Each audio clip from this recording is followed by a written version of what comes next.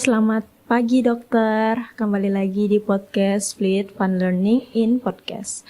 Saya Nita Dewi Natsir yang akan memoderatori jalannya podcast pada hari ini. Di podcast ini kita akan membahas mengenai topik tentang increased parental awareness of epilepsy in children. Bagaimana sih cara kita meningkatkan kesadaran orang tua terhadap penyakit epilepsi atau kejang atau biasa kita sebut dengan AYAN pada anak-anak. Nah, di episode kali ini saya tidak sendirian, saya akan berbincang dengan dokter yang paling ahli di bidangnya, Dr. Raisa Al-Fatir Heri, spesialis neurologi. Selamat pagi, dokter. Selamat pagi Nita, selamat pagi seluruh pendengar dari podcast Flip Fun Learning in Podcast. Oke. Baik, sebelum kita mulai, mungkin Dr. Raisa, jika tidak keberatan, dokter bisa ceritakan tentang diri dokter. Saya yakin pendengar podcast ini banyak yang penasaran dengan pengalaman dokter selama menjadi spesialis neurologi, dok. Oke, halo pendengar semuanya, saya Raisa Al-Fatir Heri. Saya dipanggil Reza dan saya berpraktik di beberapa rumah sakit, termasuk Rumah Sakit Umum Daerah Labang Bajo, Sulawesi Selatan, kemudian di Rumah Sakit Swasta, Rumah Sakit Hermina, dan nanti akan berpraktik juga di Rumah Sakit Vertikal Kementerian Kesehatan yang sekarang sementara dibangun di Center Point of Indonesia. Dan saya juga sehari-hari membimbing sebagai staf dosen di Departemen Neurologi Universitas Hasanuddin, sempat ngajar juga di Fakultas Kedokteran Universitas Bosowa, dan saya spesialis neurologi. Dan saya pendalaman penyakit kritis. Jadi saya pendalamannya untuk kasus-kasus neurologi yang bersifat emergensi dan perawatan pada penyakit kritis di intensive care unit. Oke, baik. Itu adalah perkenalan singkat dari Dr. Raisa. Mungkin tanpa berlama-lama dokter, kita lanjut ke pertanyaan selanjutnya. Boleh, guys. Jadi untuk pertanyaan pertama, mungkin dokter bisa menjelaskan epilepsi pada anak-anak itu apa sih, dok? Oke, epilepsi pada anak sebenarnya sama seperti epilepsi pada dewasa ya. Jadi secara definisi kita menganggap itu adalah suatu serangan bangkitan yang terjadi minimal 2 kali tanpa provokasi dengan jeda lebih dari 24 jam. Tapi secara awam, ini mungkin karena pendengar kita akan kebanyakan awam. Jadi intinya adalah cetusan listrik di otak yang tidak terkontrol dan berlangsung tiba-tiba. Jadi secara tiba-tiba otak yang awalnya tenang sesuai dengan aktivitas, tiba-tiba listriknya rame, kemudian tidak terkontrol. Jadi seharusnya kan kalau ada kita kaget, setelah kaget kita berhenti tenang dan sebagainya. Ini tuh cetusan listriknya rame, tidak terkontrol, tidak terarah, sehingga menimbulkan beberapa gejala, termasuk yang kita sebut sebagai kejang atau AYAN. Iya. Yang bengong dan sebagainya gitu. Jadi secara medis ya 2 bangkitan yang berlangsung tiba-tiba dengan jeda lebih dari 24 jam. Kalau faktor genetik itu mungkin bisa jadi pendukung juga adanya epilepsi, dokter? Iya, betul. Jadi faktor genetik itu dikatakan ada sekitar 20-30% yang ada faktor genetik. Tapi faktor genetik itu harus kita perjelas dulu nih, Ta. Ya. Jadi faktor genetik itu bukan berarti ketika orang tua saya kena epilepsi, itu akan diturunkan langsung ke anaknya terkena epilepsi. Memang ada faktor seperti itu, tapi faktor genetik itu bukan tidak harus keturunan. Jadi gen itu bisa diturunkan, bisa juga walaupun kita tidak punya keturunan epilepsi, pada saat kita lahir ada kelainan-kelainan yang bersifat genetik. Atau misalnya kita hidup di lingkungan yang berpotensi menyebabkan mutasi genetik sehingga terjadi kelainan genetik, sehingga terjadilah epilepsi. Jadi kelainan genetik pasti berpengaruh, tapi kelainan genetik ini bisa 2. Ada yang congenital, ada yang acquired. Congenital ini betul-betul inherited, didapat dari orang tua. Tapi yang acquired ini bukan dari orang tua, tapi dari lingkungan sekitar. Gitu. Oh iya, baik dokter. Kalau ini dok, apakah bisa dikatakan epilepsi nih dok, jika anaknya baru pertama kali mendapatkan kayak kejang gitu dok, tapi tanpa penyebab, apakah itu bisa dikatakan epilepsi dok? Nah ini sering sekali kita dapatkan, orang tua datang panik, anaknya mengalami kejang. Nah itu kita harus tentukan dulu penyebab kejangnya apa. Kalau baru 1 kali kejang, itu belum memenuhi definisi suatu epilepsi. Jadi kita masih observasi. Kalau saya pribadi dalam praktek sehari-hari, kalau ada orang tua datang membawa anak baru 1 kali, saya belum memberikan pengobatan. Apalagi kalau misalnya kejangnya cuma 1-2 menit, karena most of the time kejang epilepsi itu berhenti sendiri di bawah 2 menit. Bahkan cuma dalam hitungan detik. Jadi tidak perlu panik. Kalau cuman baru 1 kali kejang, kita evaluasi dulu kemarin kejangnya karena apa. Kalau anak kan mungkin sekitar 70% itu kasusnya kejang demam. Dikatakan bahwa 5% dari seluruh anak akan mengalami kejang demam gitu. Jadi kebanyakan karena kejang demam. Kalau memang karena demamnya, ketika demamnya kita atasi, ya kejangnya juga berhenti gitu kan. Infeksinya diatasi, kejangnya juga berhenti. Jadi tergantung lagi penyebabnya. Kalau cuma 1 kali itu belum kita sebut sebagai suatu epilepsi. Tapi kalau sudah lebih dari 1 kali, sudah 2 kali serangan dengan pola yang sama, itu high probability itu adalah suatu epilepsi. Jadi kuncinya adalah minimal 2 kali serangan dan polanya sama. Jadi ketika serangan pertama kejangnya matanya, wajahnya melihat berpaling ke kanan, tangan kanan, tangan kirinya juga goyang. Kejang berikutnya pola yang sama, oh berarti ini kemungkinan besar epilepsi. Gitu. Oh iya baik dokter, mungkin bisa dikasih tahu ke pendengar atau orang tua nanti dokter, tata laksana awal yang harus orang tua ketahui pada saat anaknya mengalami kejang atau ayan dokter. Oke, nah ini penting sekali. Ketika mengalami kejang, bagaimana sih kita harus bersikap sebagai orang terdekat, ya, misalnya orang tua pada anaknya. Jadi yang pertama ada 3S sebenarnya yang kita anut ya dari Epilepsy Foundation. Stay safe dan S satunya lupa. Bentar. Yang pertama stay itu kita harus ada di tempat. Jadi gunanya kita ada di tempat adalah kita memantau selama kejang ini apakah kejangnya berlangsung lama. Kalau berlangsung lebih dari 5 menit harus langsung bawa ke rumah sakit karena bakalan masuk ke status epileptikus. Status epileptikus ini bersifat mengancam. Tapi kalau kejangnya cuma 2 menit saja dan berhenti sendiri setelah itu, oh berarti aman. Tidak perlu dibawa ke rumah sakit segera. Nah setelah 2 menit kejang, kita lihat lagi, setelah kejang apakah langsung sadar penuh? Kebanyakan kan paling tidur, ngantuk, setelah itu sadar penuh.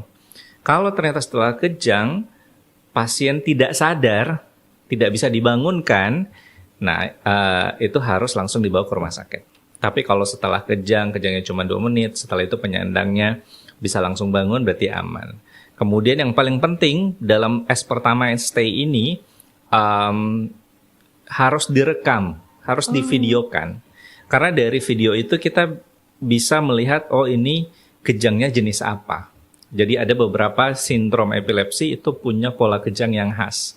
Dari situ kita bisa menentukan. Dari situ juga kita bisa menentukan ini adalah suatu true seizure atau ini bukan suatu true seizure. Karena banyak kejang misalnya anak-anak remaja kadang stres, tidak dibelikan ini itu, jadinya kejang secara psikologi misalnya dan sebagainya. Jadi dari video itu bisa kita menentukan ada beberapa perbedaan apakah ini murni true seizure atau bukan true seizure, itu ada kriterianya.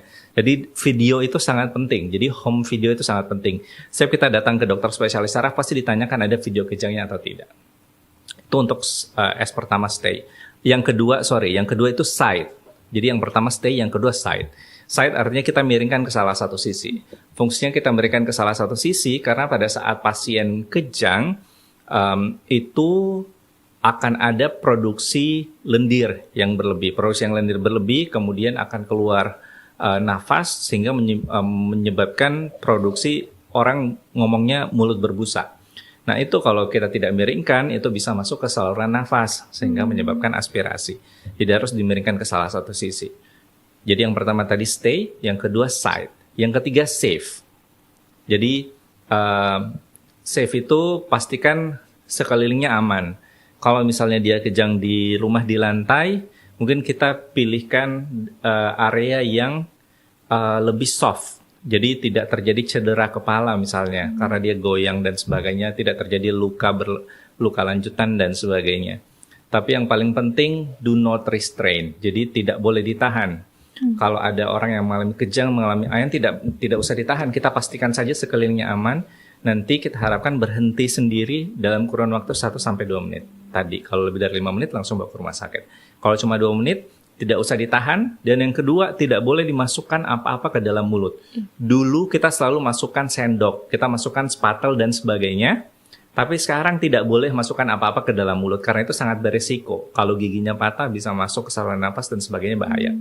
Jadi prinsipnya pastikan lingkungan aman, miringkan ke salah satu sisi, jangan lupa untuk divideokan, tidak boleh ditahan, kemudian tidak boleh masukkan apa-apa ke dalam mulut.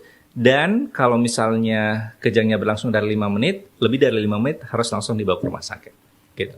Oh ya baik dokter, kan biasanya kalau orang tua pada umumnya ini dok, kan biasa tidak kepikiran itu untuk mau ngerekam dokter karena saking paniknya.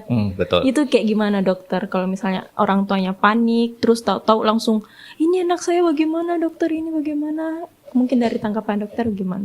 Iya, tidak masalah. Respon panik orang tua, terutama pada anak yang kejang baru pertama kali, itu sangat normal dan harus kita maklumi. Jadi minimal ketika bawa ke dokter, itu bisa diceritakan secara detail. Biasanya kita bakalan tanya, matanya melirik ke atas atau enggak, wajahnya berpaling kemana, apakah ada gerakan tertentu. Ada epilepsi yang gerakan kejangnya tuh fainting position kayak gini. Jadi seperti apa sih, Superman, itu ada yang khas kayak gitu. Ada epilepsi yang ketika malam hari itu kakinya bergerak seperti mengayuh sepeda, itu ada. Jadi memang masing-masing epilepsi, sindrom epilepsi itu ada karakteristiknya. Apalagi kalau anak ya, kalau anak ada beberapa sindrom, ya itu memang sebaiknya direkam. Kalau tidak direkam minimal bisa dijelaskan secara detail. Dan kalau tidak diminta-minta biasanya datang pertama belum rekam, tapi biasanya kita selalu mengedukasi orang tua, kalau tidak diminta-minta tiba-tiba ada kejang lagi, jangan lupa untuk direkam. Oh iya baik dokter. Kalau boleh tahu nih, epilepsi dapat mempengaruhi keseharian pada anak? Ya tentu saja, jadi makanya kalau misalnya kejangnya cuma 1 kali dalam 6 bulan, itu biasanya kita tidak memberikan obat dulu, karena cuma 1 kali dalam 6 bulan, dan 1 kali itu kan paling durasi 1-2 menit kalau tidak lama ya. Nanti 6 bulan berikutnya baru kejang lagi ya nggak masalah, karena 2 menit ya masih aman. Tapi kalau kejangnya terlampau sering, karena ketika kejang itu kan berarti otak kita kekurangan oksigen.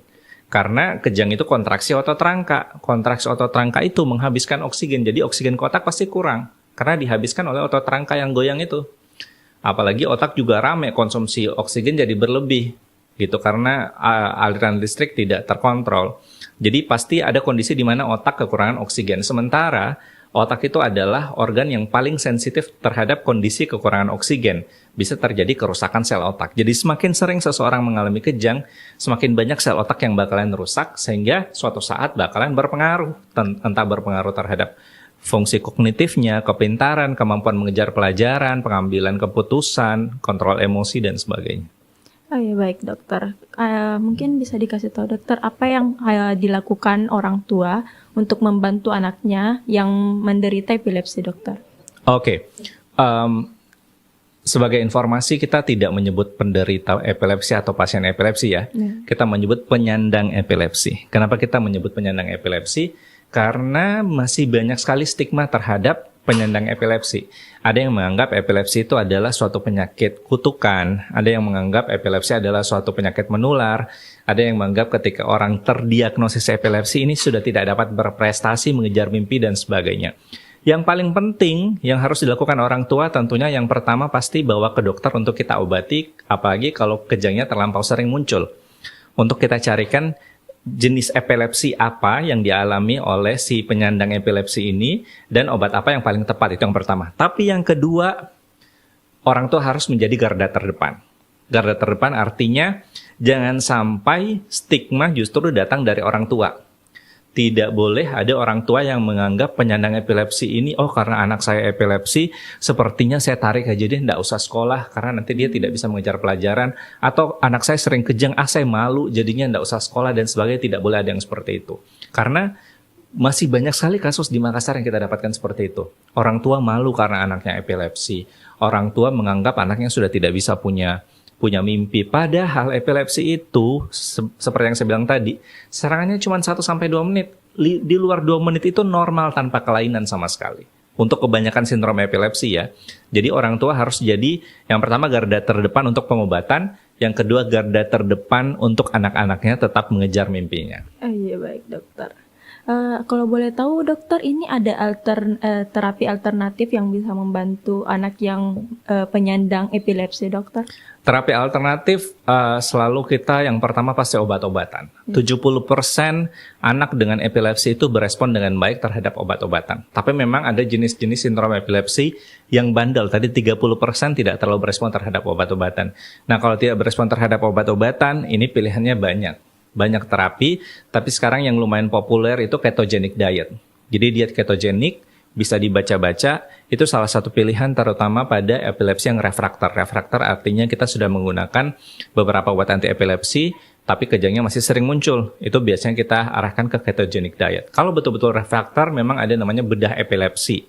Bedah epilepsi ini tapi tetap cuman bisa dilakukan di beberapa daerah di Indonesia, dan ini adalah pilihan terakhir. Kalau sudah tidak ada pilihan lain, baru kita masuk ke sana.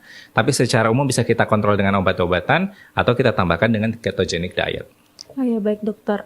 Kalau boleh tahu, ini dokter penyandang epilepsi itu untuk mengenai obat-obatannya itu apakah sampai seumur hidup, dokter? Tidak harus seumur hidup. Secara teori cuma 2-3 tahun sejak kejang pertama. Makanya kita harapkan kejangnya bisa terkontrol. Kejang itu dikontrol bukan cuma dengan obat-obatan, tapi tidurnya harus teratur, tidak boleh kurang, tidak boleh lebih, minum obat tidak boleh bergeser jamnya, kemudian makannya harus teratur, hidupnya harus santai, hindari stres dan sebagainya. Kalau misalnya dia kejang hari ini, kemudian 3 tahun ke depan sudah tidak ada kejang, berarti kita sudah bisa menurunkan obatnya pelan-pelan sampai kita stop. Jadi bisa stop obat, bukan seumur hidup. Tapi banyak orang yang gaya hidupnya sulit untuk dikontrol, sering stres, kelelahan, makan tidak teratur, obatnya suka bolong-bolong, jadinya suka ada kejang. Nah, kalau kita kejangnya hari ini, 6 bulan ke depan kejang, nah pas kejang 6 bulan ke depan itu kita hitung lagi dari hari pertama. Berarti hitung 2-3 tahun dari kejang terakhir. Tapi kalau misalnya 3 tahun tidak ada kejang, kita melakukan perekaman otaknya bagus, kita bisa turunkan dosis obat pelan-pelan sampai akhirnya kita stop. Ada kok banyak kasus yang akhirnya bisa bebas dari obat. Oh ya, baik dokter. Mungkin dokter ada sedikit pesan kepada orang tua, bagaimana sih caranya kita meningkatkan kesadaran orang tua tentang bahayanya penyakit epilepsi ini pada anak-anak, dokter? Oke, untuk meningkatkan kesadaran orang tua sih, sekarang orang tua sudah sangat sudah sangat familiar dengan sosial media, termasuk apa yang dilakukan oleh divisi PNP dari AMSA Unibos hari ini, melakukan podcast seperti ini. Nanti podcastnya bisa di-share ke masyarakat, di YouTube bakalan permanen dan sebagainya. Itu sudah merupakan salah satu usaha untuk meningkatkan awareness dari orang tua. Orang tua harus rajin baca, tidak boleh pasrah. Bacanya ya betul-betul dari sumber yang valid. Mungkin bisa cari Instagram atau bisa cari YouTube. Contohnya YouTube AMSA Unibos kan bisa dipertanggungjawabkan karena pasti pemateri dan pokok bahasannya bisa punya referensi. Jadi cari referensi yang baik. Jangan cuma membaca dari pesan-pesan WhatsApp. Kalau misalnya pesan WhatsApp-nya sumbernya jelas ya oke, tapi kalau tidak ya jangan. Jadi yang paling penting orang tua harus banyak baca, banyak nonton di YouTube dan sebagainya.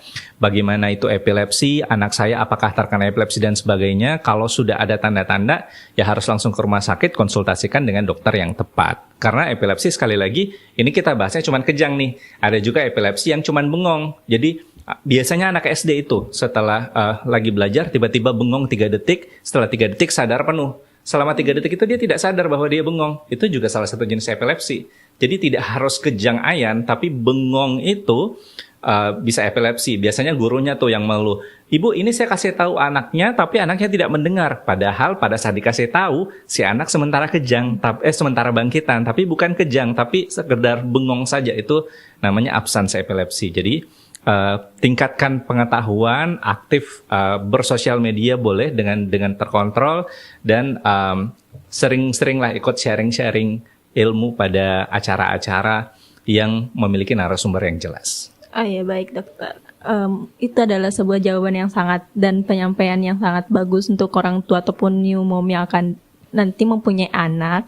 Jadi mungkin itulah podcast kita tentang Increase Parental Awareness of Epilepsy in Children. Saya harap orang tua atau new mom sekalian mendapatkan banyak informasi dokter mengenai pembahasan dari podcast kami. Terima kasih teman-teman telah mendengarkan podcast ini. Saya juga ingin berterima kasih kepada Dr. Raisa Al-Fatir Heri, spesialis neurologi, yang telah berbagi tentang tentang pentingnya kesadaran penyakit epilepsi atau AYAN pada anak yang kiranya akan bermanfaat bagi kita semua yang akan menjadi orang tua untuk kedepannya. Kalau teman-teman sekalian suka dengan podcast ini, jangan lupa untuk memberikan rating, review, dan subscribe di YouTube AMSA Unibos. Hal ini sangat membantu kami untuk terus membuat konten podcast yang bermanfaat dan menarik untuk teman-teman sekalian, orang tua ataupun new mom semuanya. Terima kasih dan see you. See you, terima kasih semuanya.